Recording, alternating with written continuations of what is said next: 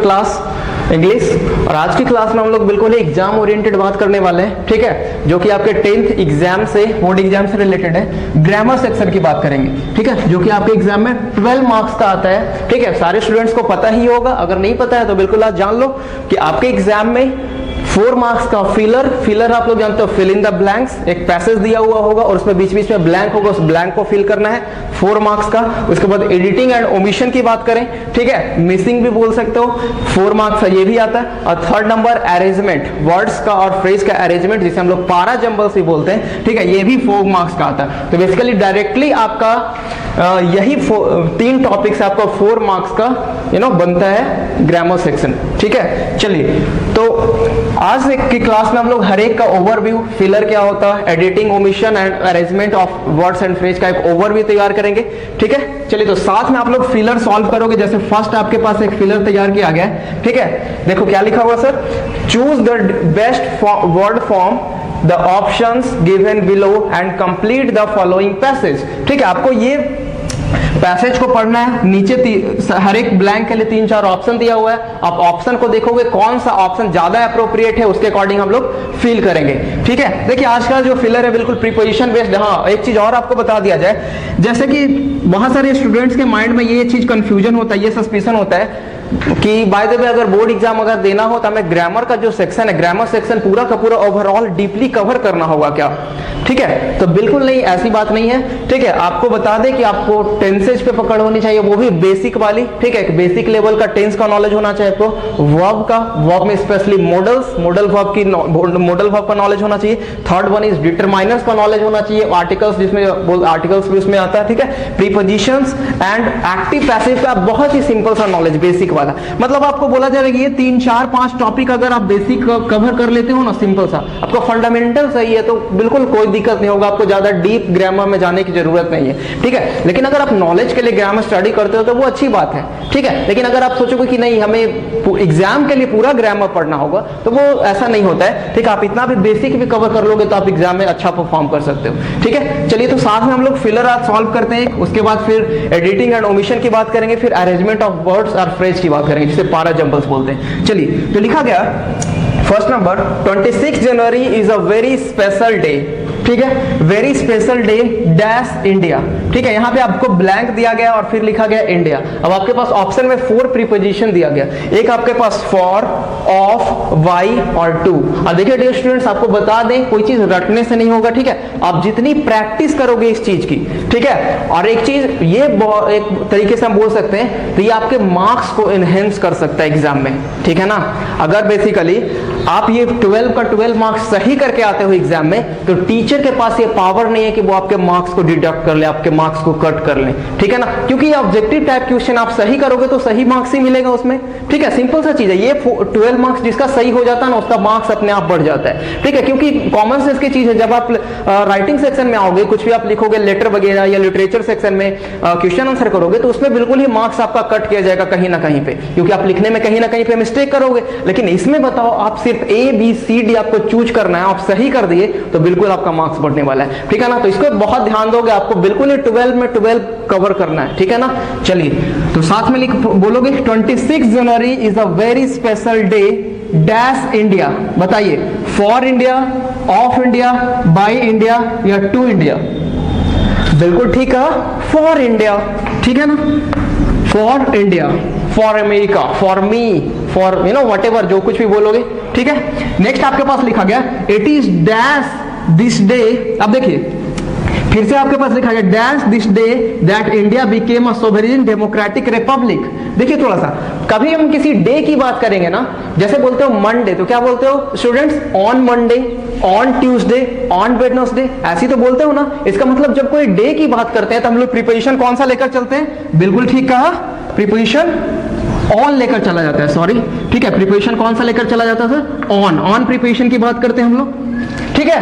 अगर कोई भी ईयर की बात करोगे, कोई भी ईयर की बात करते हो तो आप क्या बोलते हो, I was born in 1996, I was born in 2003, ऐसे तो बोलते हो बॉर्न इन। लेकिन अगर डेट की बात करें, डेट की बात करें तो डेट आप क्या लिखते हो, आई वॉज बॉर्न ऑन थोड़ा सा ध्यान दोगे आप लोग। डे एंड डेट की बात करते हैं तो प्रिपरेशन कौन सा रेफर किया जाता है सर?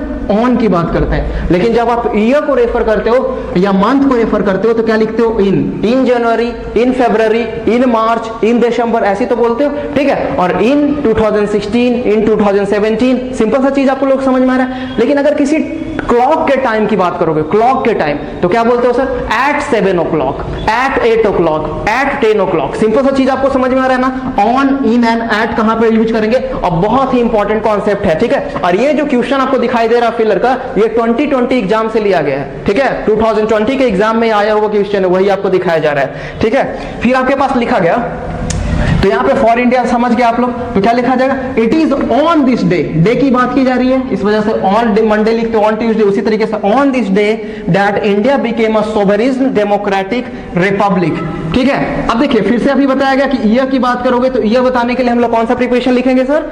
इन 2012, इन 2014 बोलते हैं ना। सिमिलरली इन 1950 आप बोलते हो ना, India became independent on 15th अगस्त 1947, ठीक है, ऐसे बोल सकते हो। ऑन 15th अगस्त इन 1947 बोलते हो कि नहीं? तो देखिए on 15th August in 1947, difference आप लोग को समझ में आ रहा है ना? बस यही सिंपल सा चीज है। टाइम, इसको हम लोग टाइम प्रिपरेशन के नाम से जानते हैं। ऐसे हम लोग प्रिपरेशन टॉपिक को स्टडी करेंगे, ठीक है, बिल्कुल ही आराम से एक एक प्रिपरेशन का यूज आपको बताया जाएगा, ठीक है। चलिए फिर लिखा गया, doctor Rajendra Prasad became the first president dash the India Republic. बताइए क्या होगा? In the India Republic, above the India Republic, of the India Republic, या अबाउट द इंडिया रिपब्लिक? बिल्कुल ठीक है, ऑफ इंडिया, ठीक है, सिंपल सी चीज है, ऑफ इन, ठीक है। तो फर्स्ट ऑप्शन आपका क्या हो गया? फॉर, ठीक है। सेकंड ऑप्शन आपका क्या हो गया? ऑन। थर्ड ऑप्शन आपका क्या हो गया? इन। एंड फोर्थ ऑप्शन आपका क्या हो गया? ऑफ। फिलहाल देखो कितनी आसानी से बन गया, ठीक है। प्रिपरेशन थोड़ा सा कॉन्सेप्ट आपको पता होना चाहिए कि क्या रेफर कर रहा होगा तो कौन सा प्रिपरेशन का यूज करेंगे, ठीक है। ऑन किसके लिए सर? ऑन हम लोग किसके लिए? डेट के लिए और डे के लिए, ठीक है। इन किसके लिए? तो इन मंथ एंड ईयर के लिए। किसके लिए?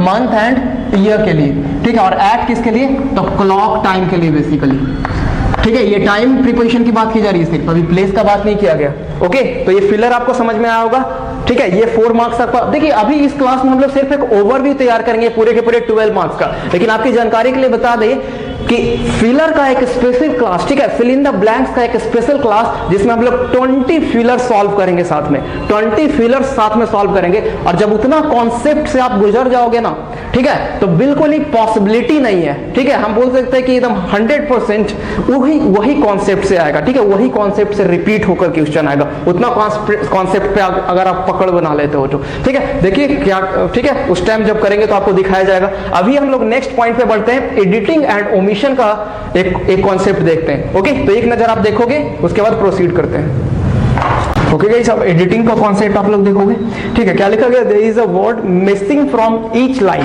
ठीक है ना। आपको एग्जाम में क्या होता है, इस टाइप का एक पैसेज बोल सकते हैं, एक पैराग्राफ दिया हुआ होता, ठीक है, और लाइन से कोई भी वर्ड को मिस कर दिया जाएगा, ठीक है ना।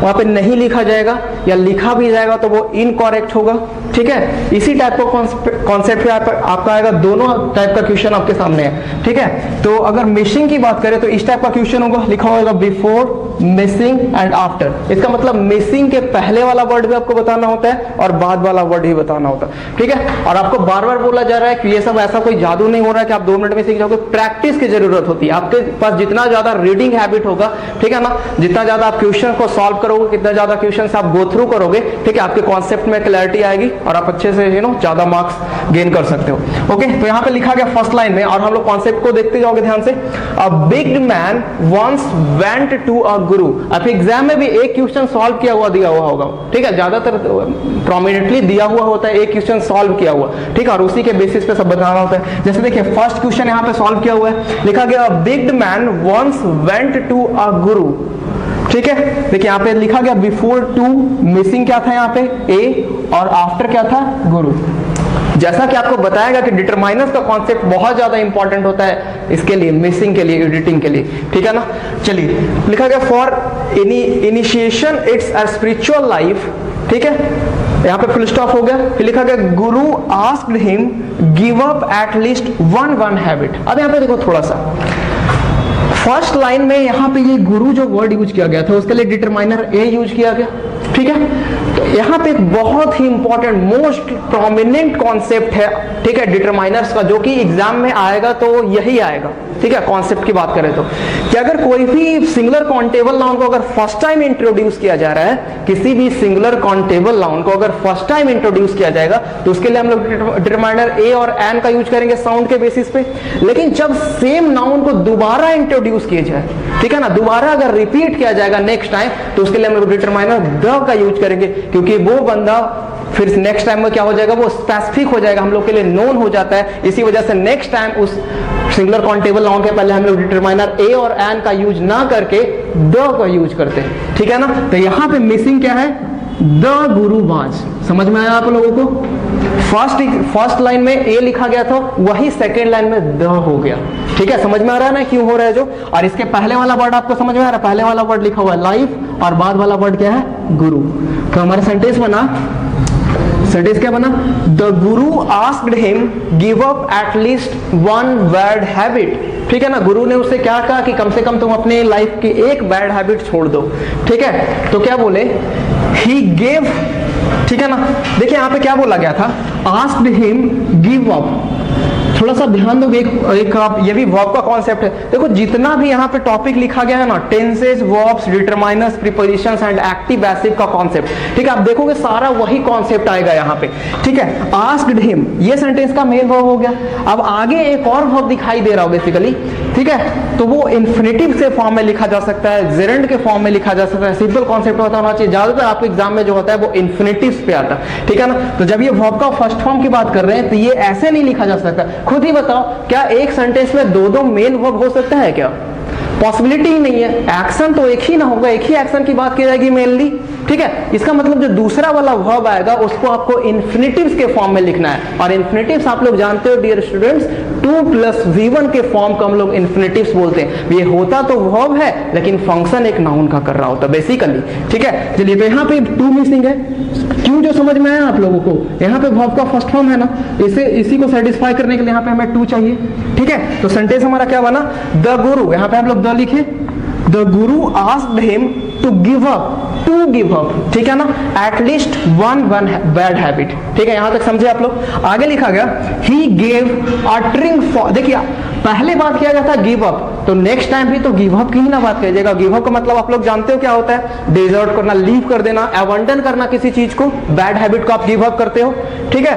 तो ही गेव अटरिंग, देखिए यहाँ पे अटरिंग क्या है, नाउन का फॉर्म में यूज किया गया, इसके पहले प्रीपोजिशन आना चाहिए। और ऐसे भी नेक्स्ट प्रीवियस लाइन में आप देख रहे हो तो गिव अप का यूज किया गया, तो नेक्स्ट लाइन में भी गिव अप होना चाहिए। सिंपल सा चीज है, ठीक है ना। गिव अप का मतलब ही तो रिमूव करना होता है ना, लीव कर देना किसी चीज को, ठीक है। तो he gave up uttering falsehood, इसका मतलब यहाँ पे क्या मिसिंग था, ठीक है, यहाँ पे आप मिसिंग हुआ, ठीक है। ये चीज आप लोग समझे। Falsehood, that night when he went to the royal palace to commit theft, ठीक है ना। He went the royal palace, देखिए यहाँ पे he went the royal palace. अब देखो थोड़ा सा समझोगे आप लोग, फ्रॉम एंड टू का अगर यूज की बात करें तो आप क्या बोलते हैं, from Delhi to Patna, from Bihar Sharif to Delhi, ऐसे आप सेंटेंस बनाते हो। फ्रॉम, जहां से इनिशिएशन की बात होती है, जहां से बिगनिंग का बात होता है, वहां पे हम लोग फ्रॉम लिख रहे होते हैं। और जहां पे हमारा एंडिंग पॉइंट होता है, लास्ट पॉइंट होता है, वहां पे प्रिपरेशन टू का यूज करते हैं। तो यहाँ पे क्या लिखा गया, यू गो टू स्कूल ना, you go to school, to क्या है, एक लास्ट पॉइंट है बेसिकली। तो when he went to the royal palace to commit theft, went to the royal palace, इसका मतलब यहाँ पे क्या मिसिंग था, टू मिसिंग था। देख रहे हो, 3 प्रीपोजिशन का कॉन्सेप्ट आया, ठीक है, प्रीपोजिशन और एक डिटरमाइनर, और कुछ था ही नहीं इसमें, ओके। तो ये मिसिंग का कॉन्सेप्ट आई होप आप लोगों को समझ में आया होगा, ठीक है।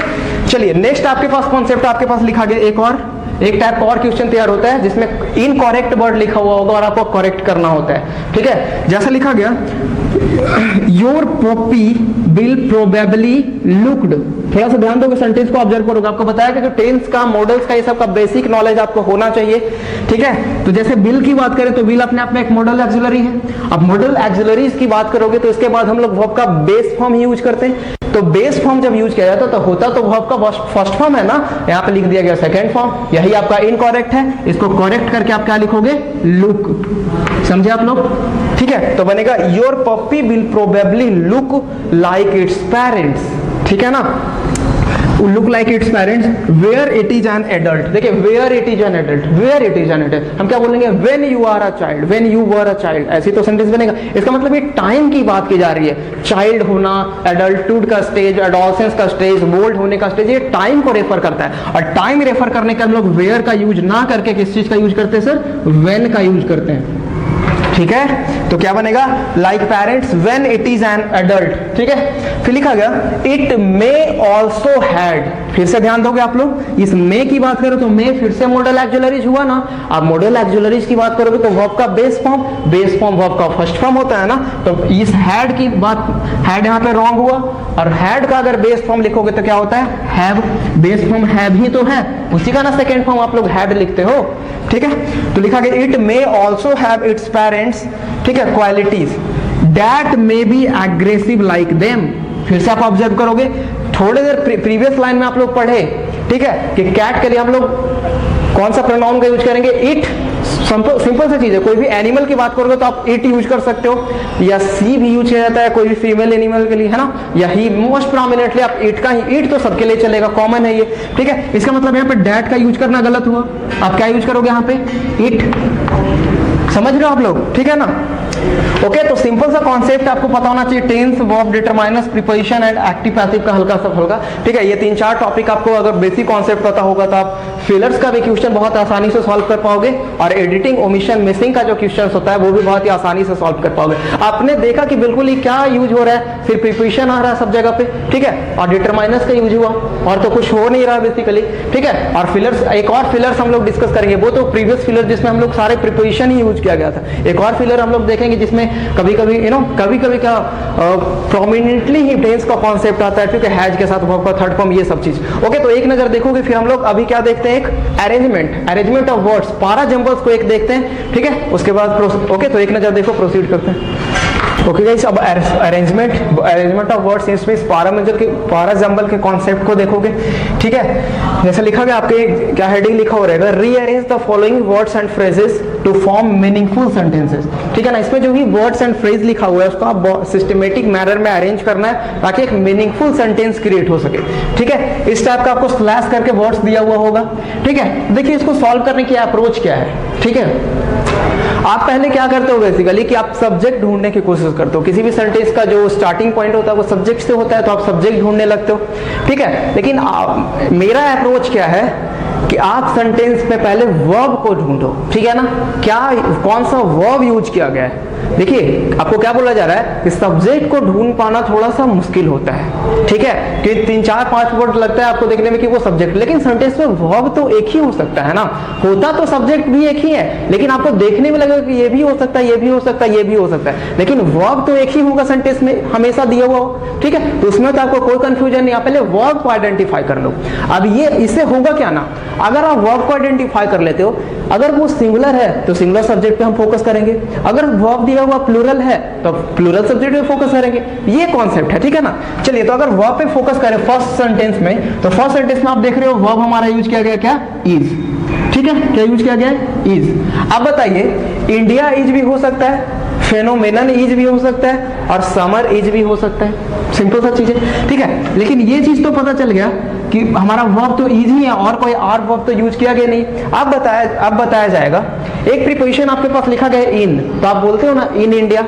अभी तो हम लोगों ने फिलर में भी ये सब चीज पढ़ा, इन इंडिया, इन अमेरिका, है ना, ऐसा बताया गया आपको।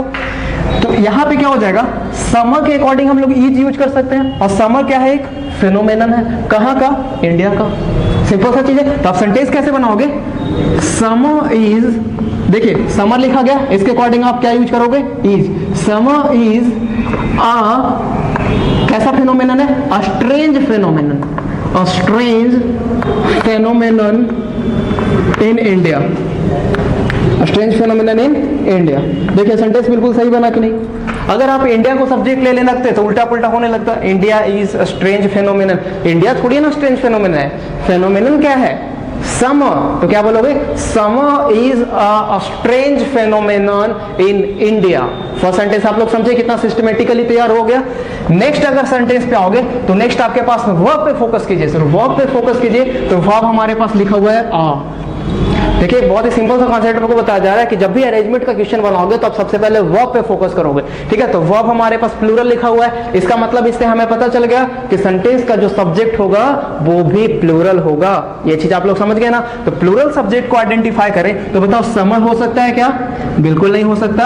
और कोई हो सकता है क्या? एक ही वर्ड तो एक ही फ्रेज तो आपको दिखाई दे रहा है क्या? The northern plains, the northern plains. Plains की बात करें तो प्लूरल हुआ, इसी वजह से वर्ब प्लूरल यूज किया गया। इसका मतलब बिल्कुल ही सही सेट कर रहा है ना। तो आप सेंटेंस बनाओगे द नॉर्दर्न प्लेन्स आर। देख रहे हैं कैसे पता चल रहा है ना? द नॉर्दर्न प्लेन्स आर, उसकी क्वालिटी को बताया जा रहा। द नॉर्दर्न प्लेन्स आर, देखिए हॉट लिखा गया, हॉट अपने आप में एडजेक्टिव। अब एडजेक्टिव से पहले उसको उसके डिग्री को बढ़ाने के लिए कोई वर्ड जो यूज किया जाता है वो एडवर्ब होता है। जैसे हम बोलते हैं वेरी गुड, है ना, एक्सट्रीमली गुड, ऐसा बोलते हो ना। तो hot, extremely hot, excessively hot. तो जो एक्सेसिवली, एक्सट्रीमली, ये सब जो वर्ड की वजह है वो क्या है? एडवर्ब है। इसका मतलब समझ में, the northern plains are hot हम लोग बोलते तब भी सही होता, लेकिन आपके सेंटेंस में एक और वर्ड दे दिया एक्सट्रीमली। तो आपको पता होना चाहिए ना कि एक्सट्रीमली का प्लेसमेंट कहां पे करेंगे। तो कहां पे करेंगे हम लोग? एडजेक्टिव के पहले करेंगे। इसका मतलब सेंटेंस बनेगा the northern plains are extremely hot, ठीक है ना, एक्सट्रीमली हॉट। कब होता है ऐसा? तो during the summer, during the summer. ये सेंटेंस आपका बन गया, ठीक है। दो सेंटेंस आप लोग बना लिए खुद से। चलिए थर्ड सेंटेंस पे हम लोग आते हैं। तो देखोगे फिर से किस पे फोकस करना है?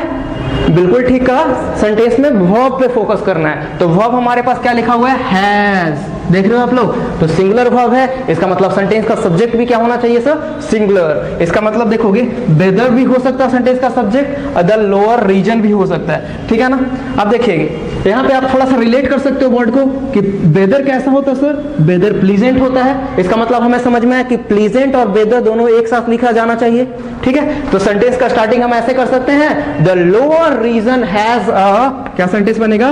The lower region has a, which type of weather has lower region? तो क्या बोलोगे? Pleasant weather. कैसा वेदर है? Pleasant weather. तो सेंटेंस बना the lower region has a pleasant weather, ठीक है ना, प्लीजेंट वेदर।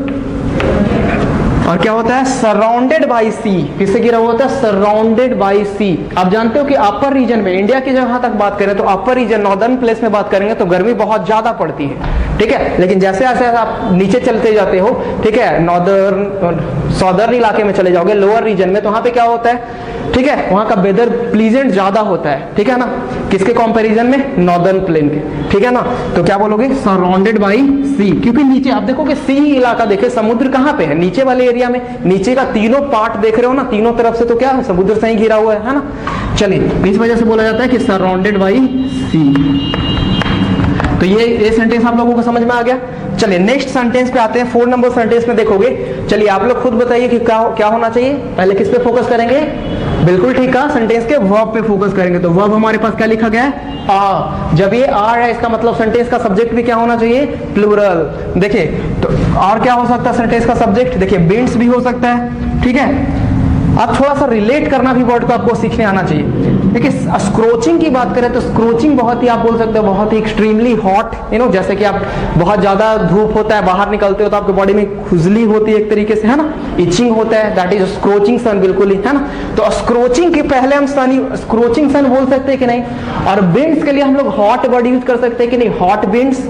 समर सीजन में बिंड्स जो होता है वो कैसा? हॉट ही तो होता है ना। तो आप क्या बोलोगे? 2 एलिमेंट यहाँ पे तैयार हुआ, हॉट बिंड्स एंड स्क्रोचिंग सन। बिल्कुल ही अच्छे से तैयार हुआ, हॉट बिंड्स एंड स्क्रोचिंग सन। देखिए अब ये दोनों को जब सेंटेंस, दोनों वर्ड को कंबाइन कर दिया गया तो प्लूरल हो गया ना। एंड से जब आप 2 फ्रेज या 2 वर्ड को कंबाइन करते हो तो वो प्लूरल वर्ब के साथ आएगा। जैसे बोला जाए रोहन एंड मोहन, रोहन एंड मोहन, तो इज और आर, क्या बोलोगे आप लोग? बिल्कुल ठीक है, आर ही बोलोगे ना। तो सेम ही चीज यहां पे है, क्या बोलोगे? स्क्रोचिंग सन, स्क्रोचिंग सन एंड हॉट बिंड्स। 2 तरीके से तैयार हो, स्क्रोचिंग सन एंड हॉट बिंड्स। देखिए ये दोनों लिख दिया गया, तो एंड से कनेक्ट है तो वर्ब प्लूरल हुआ, इस वजह से यहाँ पे क्या लिखा जाएगा, आर। समझ रहे हो आप लोग ना? तो scorching sun and hot winds are its inseparable, ठीक है ना, इन इट्स ऐसे बोल सकते हो आप। देखिए टू ऑफ इट्स, टू भी लिखा हुआ है ना, तो two of its inseparable constituent, inseparable constituent last में आपको लिखना होगा। मतलब समर सीजन के दौरान, ड्यूरिंग समर सीजन आपको दो चीजें दिखाई देती है जिन्हें सेपरेट नहीं किया जा सकता बेसिकली। एक तो स्क्रोचिंग सन और दूसरा विंड्स की क्वालिटी की बात करें तो वो भी क्या होता है, हॉट होता है, ठीक है ना? समझ रहे हो आप लोग? चलिए तो ये 4th नंबर हो गया। लास्ट सेंटेंस को आप लोग अरेंज करोगे लास्ट में जो भी है फॉर एग्जाम्पल का। चलिए बहुत ही सिंपल सा चीज है, वर्ब पे फोकस करो तो वर्ब हमारे पास इज सिंगुलर हुआ। जब ये सिंगुलर तो सेंटेंस का सब्जेक्ट भी सिंगुलर होना चाहिए, ठीक है? तो सिंगुलर सब्जेक्ट के लिए क्या यूज करोगे? टेम्परेचर इज भी हो सकता है, द नॉर्मल हो भी हो सकता है। किसकी बात की जा रही है यहाँ पे? ड्यूरिंग समर आप बात किसकी करोगे? टेम्परेचर की, ठीक है ना? तो क्या लिखा जाएगा? टेम्परेचर इज द, ठीक है, या द टेम्परेचर आप बोल सकते हो, द डिटरमाइनर लगा हुआ है, ठीक है? ये फोकस करना है। अगर डिटरमाइनर्स वगैरह का यूज किया जाएगा तो आप कहां पे यूज करोगे, ठीक है? देखो बार बार बोला जा रहा है सर कि आपको प्रैक्टिस से चीजें समझ में आएगी, ठीक है ना? कोई 1 मिनट में जादू नहीं हो रहा है कोई चीज का, ठीक है? प्रैक्टिस जितना ज्यादा करोगे, जितना ज्यादा क्वेश्चन को सॉल्व करोगे, आपके माइंड में क्लैरिटी आती जाएगी, ठीक है? तो लिखा गया था टेम्परेचर इज अबव नॉर्मल, ठीक है ना? अबव नॉर्मल, ठीक है? टेम्परेचर क्या होता है? अबव नॉर्मल होता है।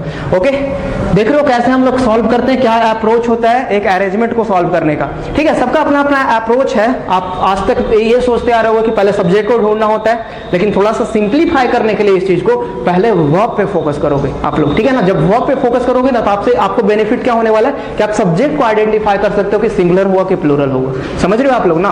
ओके, तो आई होप आप लोगों का ये तीनों पॉइंट, फिलर का सॉल्व करने का अप्रोच क्या होता है, एडिटिंग का अप्रोच क्या होता है और अरेंजमेंट का अप्रोच क्या होता है, ये 3 टॉपिक से बेसिकली। देखो ग्रामर का कोई चैप्टर आपके डायरेक्टली तो एग्जाम में आता नहीं, इनडायरेक्टली ये 3 टॉपिक तैयार किया गया और आपका 12 मार्क्स बिल्कुल ही कवर हो जाता है इससे, ठीक है? तो आज के क्लास में तो सिर्फ ये तीनों टॉपिक को, तीनों पॉइंट्स को एक ओवरव्यू दिया गया है, ठीक है? जैसा कि आपको बताया गया कि फिलर का हम लोग एक स्पेशल क्लास करेंगे जिसमें अप्रॉक्स 20 फिलर्स को, ठीक है ना, एक ही क्लास में सॉल्व करेंगे। आप लोग साथ साथ में सॉल्व करोगे और फिर नेक्स्ट क्लास में एडिटिंग एंड मिसिंग का भी नेक्स्ट 20 क्वेश्चन सॉल्व करेंगे और फिर अरेंजमेंट का 20, है ना? इस टाइप से जब सॉल्व कर लिया जाएगा तो जितना कॉन्सेप्ट उससे निकल कर आएगा ना, एनालिसिस के थ्रू हम लोग जितना कॉन्सेप्ट को कवर करेंगे, ठीक है, आई एश्योर कि उस कॉन्सेप्ट से बाहर क्वेश्चन नहीं आएगा, ठीक है? जब उतनी क्वेश्चंस की आप प्रैक्टिस कर लोगे तो कॉन्सेप्ट न्यू थोड़ी ना बनने वाला है।